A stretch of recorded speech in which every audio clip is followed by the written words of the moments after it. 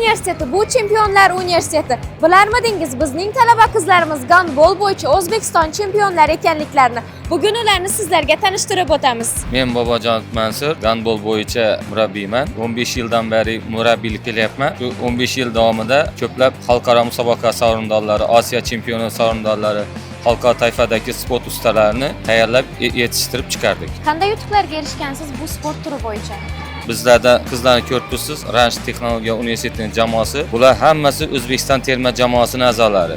Turli yosh toifasida. Men qolaversak, O'zbekiston terma jamoasi a'zolari bo'lgandan keyin ular xalqaro musobaqalarda vatanimizning bayrog'ini munosib himoya qilib kelmoqdalar. Kelajakdagi maqsadlaringiz qanday? Nasib qilsa, olimpiadaga chiqib, olimpiadada ishtirok qilish. Men Erkavoy Sevinch, Ranch Texnologiya universitetining magistratura birinchi bosqich talabasiman. Gandbol sport turi bilan 10 yildan buyon muntazam shug'ullanib kelmoqdaman. Bu 10 yil davomida ko'plab xalqaro chempionatlarda, jahon chempionatida ham, Osiyo chempionatlarida ham munosib ishtirok etib kelganmiz. Qiyinchilik ham bo'lgan, g'alabaga osonlik bilan erishib bo'lmaydi. 2022-yil Qozog'iston davlatida bo'lib o'tgan Osiyo chempionatida faxrli 3-o'rinni qo'lga kiritib, jahon chempionatiga yo'llanmani qo'lga kiritganmiz. Ushbu jahon chempionati ham shu yili Makedoniyaning Skopje shahrida bo'lib o'tib, bu jahon chempionatining eng yaxshi to'plar nominatsiyasiga ega bo'lganman. Undan tashqari Osiyo o'yinlarida ham ishtirok etib, MDH o'yinlarida ham ishtirok etib, faxrli o'rinlarni qo'lga kiritganmiz.